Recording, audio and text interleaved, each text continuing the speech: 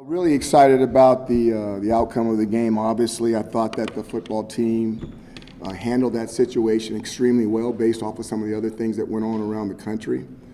We were excited about the support we had in our first game at home. Really excited about how many Orange really came on the road with us to Connecticut. We had a strong outing at that away game, and we're looking forward to getting back at home and seeing if we can even make it louder in the Dome. So Coach Brom and the Boilermakers, I've coached against him before when he was at Western Kentucky. He's a fabulous coach. He's done some amazing things at Purdue. They have an outstanding defense, a really good defense, and as always, he's got a quarterback that is just through the roof. He's going to be the second of what I consider one of the toughest schedules for quarterbacks that our football team and our defense has to deal with. Malik was just the start. This guy he just doesn't make mistakes. It's like you're playing a coach that can actually throw the football out there. He's really, really talented. He's really, really well coached. And there's no doubt he's one of the top quarterbacks that we're going to be playing this year. So, questions? Coach, you brought up Saturday, you were watching a lot of college football before you left from the hotel, upsets everywhere. You're an underdog this week. How do you feel about that? I didn't know that. That's what's the spread? Anywhere from 1 to 3, depending on which service you. Okay, awesome. All right. Well, we're probably going to be an underdog a lot. That's kind of how we roll. So you are going to have to deal with it, I guess. We're excited about having an opportunity to play them. They're a really good football team. And anytime the ACC and the Big Ten goes against each other, we're going to try to put our best foot forward for the ACC conference. But we understand that that's a really good football team and a really good conference as well. Now that you've had a chance to watch film from Saturday on that fourth drive, offensive drive of the game when Schrader got sacked twice, was there anything that kind of went differently there that you noticed? Because that was one of the slower drives of the game. I wouldn't call it that. The one thing that you have to be careful when you have a talent like Garrett is you have to take the good with the bad. And if he's going to be able to make plays and step out of tackles and make huge plays like he did the Louisville game and stuff like that, you can't get upset when he tries to make a play. He goes one way, there's a guy. He goes another way, and there's another guy. And he doesn't get away, and it ends up being a sack. You can't get frustrated over that because if you take it over the long haul, it's going to pay dividends for you. So bad beat on that time, but he'll come up blackjack the next time. Were there any specific conversations on the sideline about adjusting so that wouldn't happen again, or was it just kind of standard in between those drives? Here's a big thing. You ever see the Cowboy movies where you got that one horse that's telling all the other horses what to do, and everybody says, God, I want that horse. That's the horse I want to ride. And then they get that horse, they get that Mustang, and they tie it to a corral, and they beat it until they can put a saddle on it. And then once they put the saddle on it, they beat all that spirit out of the horse. And now you just got a normal horse. Not much of a conversation with him.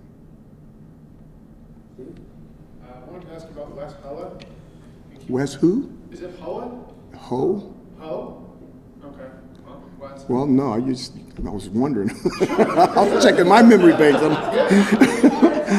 It's probably the first time I've said his name out loud. Okay. How did he get in that position when he played like 30 snaps, a lot of run blocking snaps? How did he kind of get into that role for you guys, presumably? He's someone that's been growing very quickly on the practice field. Obviously, he was on the team last year for a period of time. Now he's back. He's really did some development things, and we think he's one of our young and upcoming players, so we want to get him some snaps.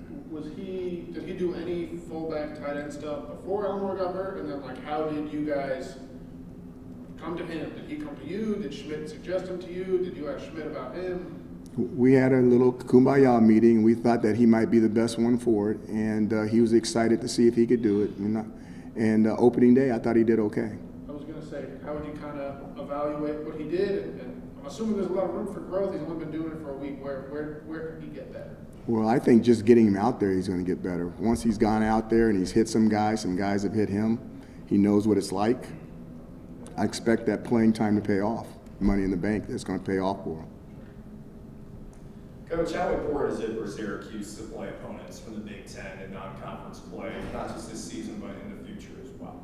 I don't know how big it is when you're playing in the ACC. That's the top dog conference to me. So we're already playing in a very dynamic conference. The more playing for us to go out and play SEC teams and Big Ten teams, that's great. But as far as I'm concerned, our conference is more than tough enough. We don't have to go out and prove anything. You touched on this a little bit, but obviously SU was I'm sorry, ma'am, I could not hear you. I said you touched on this a little bit earlier, but I know that SU was winning. They're going to be bringing in big numbers of fans this upcoming Saturday. I want to know if you have any thoughts on ensuring that fans get in safely. I remember what that Clemson game looked like. Do you have any thoughts on fans getting in the dome safely? Getting into the dome safely? Yeah, because even with Elton John this weekend, there was 30,000 fans and there were some issues. So I'm wondering if you have any thoughts on just making sure fans get in safely. Wow, I feel like I didn't know there was an issue with the fans getting in safely. So enlighten me. Give me some knowledge. So at the concert, at the Elton John concert that happened over the weekend, there was 30,000 fans who came to the JMA Wireless Dome, and they had some issues getting in with crowd control. And just thinking about how fans normally are, the level of just rowdiness, I'm just wondering if there's anything that you would suggest or advise when you think about fans. There's going to be big numbers. SU's winning now. People are excited about it. Well, first of all, Elton John played here and I was on a football game away. That's, wow, I like that dude. But, that's way above my pay grade. I'm sure there's enough qualified people, Pete Sala and those guys, the ones that handle that stuff, that they're going to do a fantastic job with that. And if it was something that happened Saturday, I'm sure that was a happening. It's not going to be the norm because they normally do a fantastic job with that stuff. You got wide receivers stepping up all across the board. It seems to be, things by committee in that room. Just how pleasantly surprised have you been with the way, how balanced things are? It seems like one receiver can, step up one week and then another receiver the next week. I'm old school. You guys know, I would love to see one guy step up and then another guy step up and have two or three guys and ride those guys all the way in. I have no issue if they want to spread it out, but wide receivers are a little bit different. You got kickers and wide receivers. They're a little bit different, and I like that attitude of, Mr. Johnson for the Jets about get me the ball. But if you're going to be talking like that, you better be producing like that. And until we get somebody that's going to go out there and be different than everybody else, I have no issues with spreading it around. Anthony, then Steve. Can you talk a little bit about what you've seen from Devon Cooper so far? Say it again, please. Can you talk a little bit about what you've seen from Devon Cooper a little bit? Everything. He's a steady Eddie. He is consistently good. Mr. Cooper is someone that came in here without a scholarship, earned a scholarship. He was scholarship at two other programs, but he did not come here on a scholarship. He had to earn it. I believe he did it like in 14 days, and he's been steady and mature ever since. He is the title line of being consistently good, and he's somebody that that's very, very valuable to our offense. So if you're writing an article about him, you've picked one of the right guys. What's it like to have him as the slot guy? Well, we can have him at a lot of guys, and we move him around, and if you look at him on the depth chart, he's not, I don't believe he's just at one position. He's at numerous positions because he's so smart he can play a lot of them. Steve? Hey, Sean Tucker, another 100-yard game. He's about to pass Ernie Davis, the school's all-time rushing list. Probably will do that Saturday. He's certainly special here. You've been doing this a long time. How special is he as a football player, and what makes him so special? Well, first of all, he's way up there. I've had a first-round draft pick tailback Trung candidate, and at the University of Arizona went 32nd pick to the St. Louis Rams. Sean, I think, is better. And now Trung's going to get mad. He's going to call me. He will call me, as soon as I walk out of here. He'll be on my phone. But I really think that Tucker's better, and he's extremely fast. He's low to the ground, Corvette Porsche. And when he goes downhill and he decides, that's it. And you better get him, because if you close your eyes, he's gone. He's that fast. And don't get me wrong, speed-wise, Trung's probably faster. Trung was the fastest player we ever had. He was timed 4.29 on grass by the pros. That's how fast Trung candidate was. But I really believe that Sean Tucker's a better back. Stephen and Brett. we got to see Dan Villarreal play a little bit at the end. Can you just walk us through your perspective on how he's handled like the last 3 weeks or so since you moved him over there, what that progression's been like? I think he's been very mature about it. I was a high school quarterback that got moved to a different position in college. It takes a while when you've played quarterback all your life, and the decision has to be yours.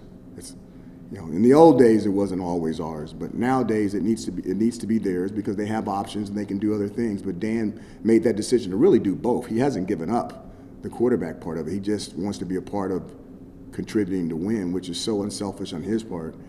And I know Sunday when his deal came up and everybody saw him catch a ball, I mean, the team went crazy. They were so excited for him. So we're all pulling for him. I think he's handled it extremely well, and hopefully he'll even be able to help us in the future at that position. I was going to say, do you kind of just see him as the primary guy behind Aronde? No. He's got a lot of learning to do.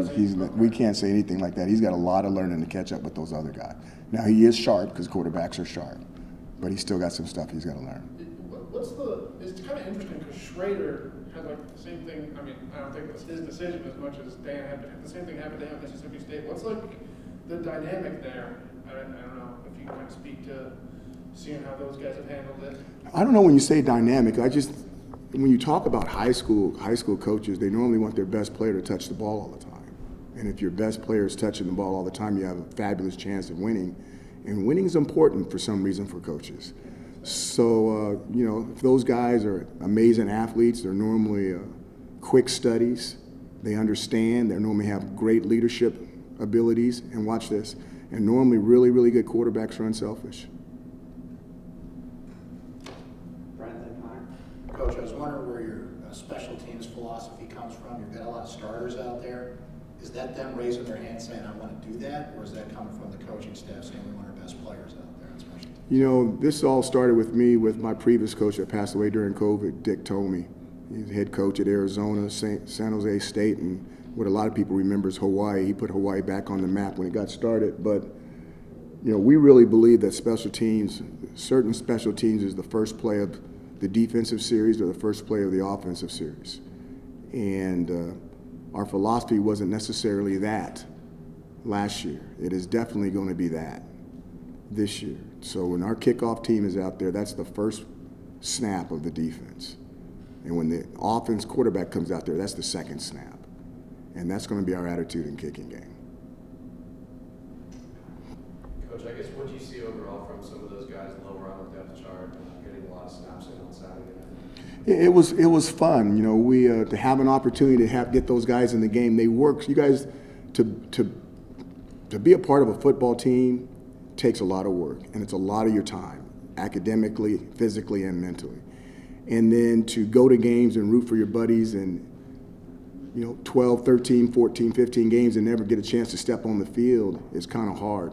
So anytime that we get an opportunity to play the underbelly, to let those guys come out for moms and dads and frat brothers and everybody else to get an opportunity to see those guys play. A lot of those guys are ROTC guys or the military guys. I mean, I get fired up about that stuff. And if you really watch what's going on, a lot of the guys, when they come out of the game, they're really watching those guys because they're pulling for those guys too. Because every day those guys are making them better in practice reps. And when they get an opportunity to play, they're going to support them. Earlier this season there was a mural put in the dome to honor the Syracuse 8. How important is the history of this program to you, and what's that impact of you? I think the big thing is for the university. The university's talked about it. Everybody understands what those guys represent, and that's the reason why they have that mural. But there's no doubt that our university has definitely put a light on that stuff. Coach, Garrett Schrader threw a pair of deep passes, opened the game against Utah, 2 big touchdowns. Compared to last season where we really didn't see the deep ball all that much, what does that say about how quickly the offense has adjusted this year? There was a deep ball at the Virginia Tech game. I think that those guys are doing a nice job. Both of those plays were open and they were good calls. The timing of the calls were excellent by Coach and I, and the ball handling was really, really good by Schrader. He does a fabulous job of making the football disappear on the practice field. I mean, he makes the ball disappear out there, which is amazing. So when the big guy pulls it up and throws it, the one he threw to Damian was an absolute dime. An absolute dime. That's NFL.